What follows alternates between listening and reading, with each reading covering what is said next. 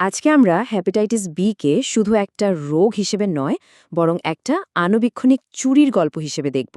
এমন এক চোরের গল্প যে কিনা একদম নীরবে আমাদের শরীরের সবচেয়ে বড় অভ্যন্তরীণ অঙ্গ মানে লিভারকে দখল করে নেয়। প্রশ্নটা হলো, এত ছোট একটা ভাইরাস কিভাবে শরীরের এত গুরুত্বপূর্ণ আর বড় একটা অঙ্ককে কাবু করে ফেলে? এই পুরো আলোচনা জুড়ে আমরা এই প্রশ্নেরই উত্তর খুঁজব। দেখব যে ভাইরাসটা কিভাবে কাজ করে আর আমরাই বা কিভাবে নিজেদের রক্ষা করতে পারি। চলুন তাহলে শুরু করা। তো আমাদের এই গল্পের মূল খলনায়ক হল হেপাটাইটিস বি ভাইরাস বা সংক্ষেপে HBV। দেখতে ছোট হলেও কি হবে, এর পরিকল্পনা কিন্তু অনেক বড়। চলুন এই ভাইরাসের পরিচয়পত্রটা একটু দেখে নেওয়া যাক। এটা কিন্তু একটা হাইলি স্পেশালাইজড অনুপ্রবেশকারী।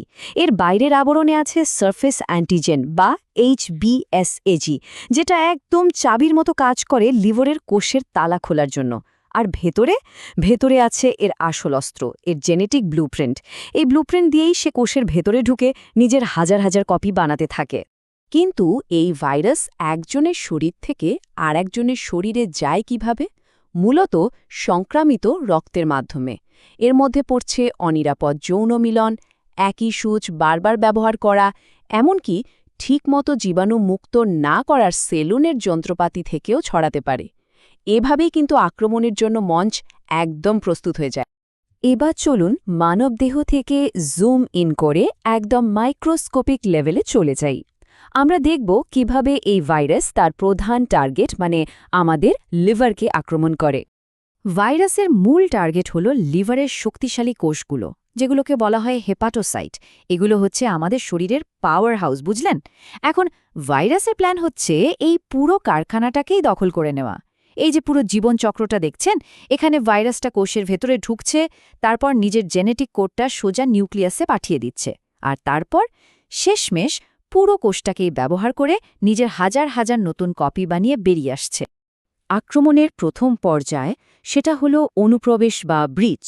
ভাইরাসটা তার সারফেস অ্যান্টিজেন, ওই যে বললাম চাবি, সেটা ব্যবহার করে লিভার কোষের দরজার তালা খুলে ফেলে। ভেতরে ঢুকেই সোজাসুজি চলে যায় কোষের কন্ট্রোল রুমে মানে নিউক্লিয়াসে, আর ওখানেই নিজের জেনেটিক কোডটা ইনজেক্ট করে দেয়। আর নিউক্লিয়াসে ঢোকার পরেই শুরু হয়ে যায় আসল খেলা। ভাইরাসটা কি করে জানেন? ও কোষের নিজের যে কপি করার মেশিন আছে না, সেটাকেই হাইজ্যাক করে নেয়। তখন বেচারা কোষ নিজের সব কাজ ফেলে রেখে শুধু হাজার হাজার নতুন ভাইরাস বানাতে শুরু করে।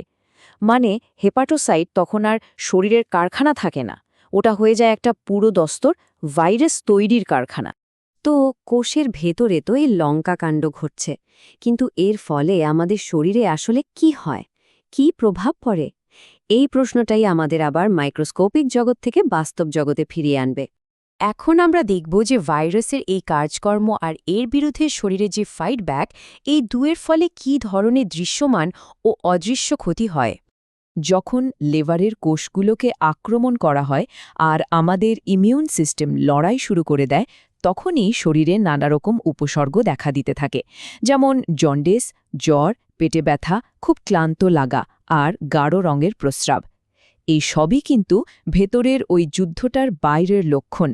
কিন্তু তাৎক্ষণিক উপসর্গের থেকেও বড় চিন্তার বিষয় হচ্ছে এর দীর্ঘমেয়াদী প্রভাব।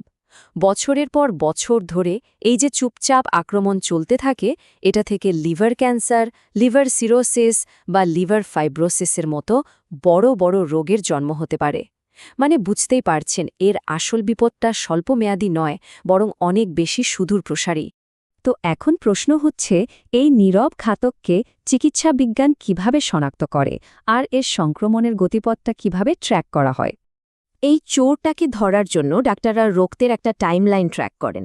এই গ্রাফটা আমাদের ঠিক সেই গল্পটাই বলছে। একটু খেয়াল করুন, সংক্রমণের শুরুতে লাল রেখাটা মানে ভাইরাসের পরিমাণ বা অ্যান্টিজেন, ওটা ওপরের দিকে উঠছে, আর ঠিক তার জবাবে আমাদের শরীরের প্রতিরোধ ব্যবস্থা মানে সবুজ রেখাটা অ্যান্টিবডি তৈরি করছে। এই দুই শক্তির লড়াই দেখেই ডাক্তাররা বুঝে যান সংক্রমণটা কোন পর্যায়ে আছে। এই জটিল গ্রাফটাকে চলুন আরেকটু সহজ করে টাইমলাইন হিসেবে ভেঙে নিই। সংক্রমণের পর প্রথম কয়েক সপ্তাহে ভাইরাসটা চুপচাপ নিজের সংখ্যা বাড়াতে থাকে। তারপর 3 থেকে 6 মাসের মধ্যে উপসর্গ দেখা দিতে শুরু করে, আর শরীরও লড়াই করা শুরু করে। সুস্থ হয়ে যাওয়ার পরেও কিন্তু শরীরে অ্যান্টিবডি থেকে যায়, যা ভবিষ্যতের জন্য একটা সুরক্ষা কবচ তৈরি করে রাখে। আমরা এবার এই আলোচনার সবচেয়ে গুরুত্বপূর্ণ অংশে চলে এসেছি। কিভাবে এই ভাইরাস থেকে নিজে এবং প্রিয়জনদের সুরক্ষিত রাখা যায় সেই কার্যকরী পদক্ষেপগুলো নিয়ে এবার কথা বলবো। নিজেদের সুরক্ষিত রাখার জন্য আমরা 6টা খুব জরুরি পদক্ষেপ নিতে পারি। যেমন সবসময় জীবাণুমুক্ত ইনজেকশন ব্যবহার করা, নিরাপদ যৌন অভ্যাস করে তোলা, নিজের ব্যক্তিগত রেজর ও ব্লেড ব্যবহার করা, নিরাপদ জায়গা থেকে ট্যাটু বা পিয়ার্সিং করানো, আর নিয়মিত পরীক্ষা করিয়ে নিজের অবস্থাটা জেনে নেওয়া। আর সব শেষে কিন্তু সবচেয়ে জরুরি, সেটা হলো ঠিক সময়ে টিকা নেওয়া। এই 6টা পদক্ষেপের মধ্যে সবচেয়ে শক্তিশালী অস্ত্র কিন্তু ভ্যাকসিন বা টিকা।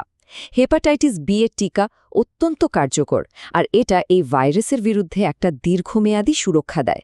বিশেষ করে শিশুদের জন্য তো এটা অবশ্যই দরকার। তাহলে শেষ করার আগে একটা প্রশ্ন রেখে যাই। লিভারের স্বাস্থ্য নিয়ে সবচেয়ে জরুরি আলোচনা কোনটা? নিজেরা সচেতন থাকা, সময় মতো পরীক্ষা করানো, নাকি টিকা নেওয়ার ব্যাপারে ডাক্তারের সাথে কথা বলা? হয়তো উত্তরটা এই সবগুলো মিলেই তৈরি।